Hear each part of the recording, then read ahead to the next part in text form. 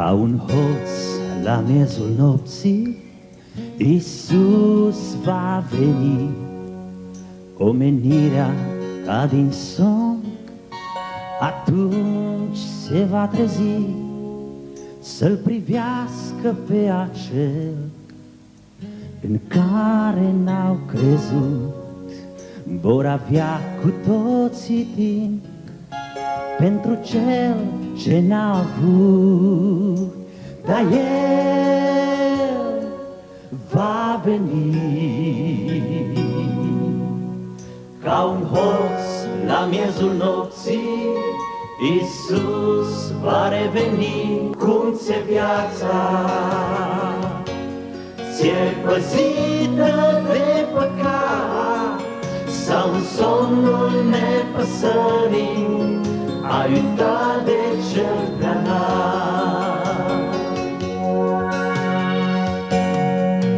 Te gândești ce clipe grele omenirea va trăi, ranguri, nume sau avere la nimic nu-ți vor sluji.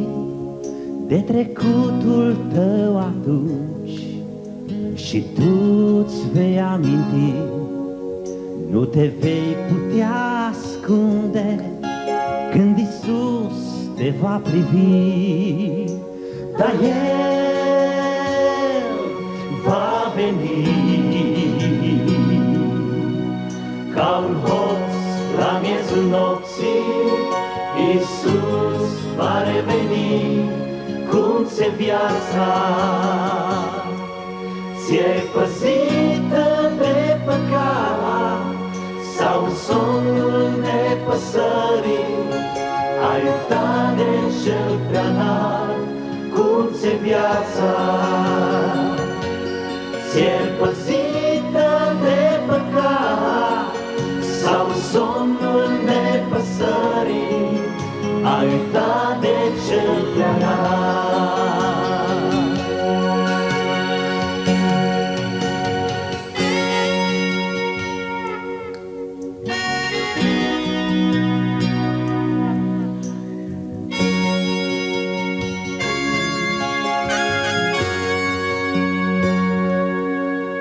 Oare tu ce vei răspunde când Iisus te va întreba de ce n-ai primit credința niciodată în viața ta? Nu poți spune n-am putut, nici să spui că n-am știut.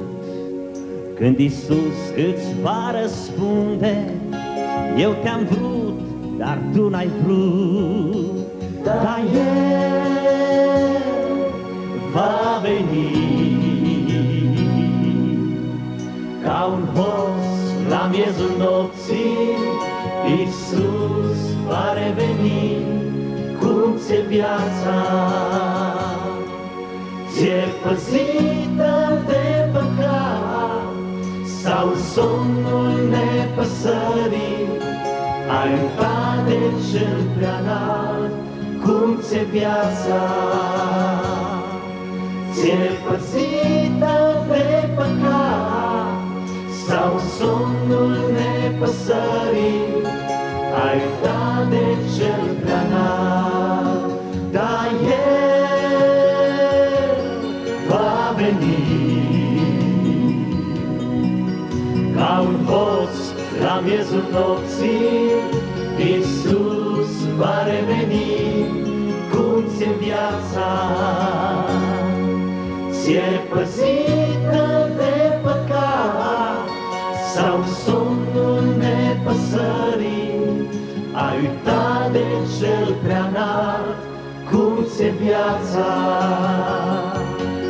Ți-e păzită de păcat sau somnul nepăsării ai uitat de cel preanalt? Iisus Hristos va reveni.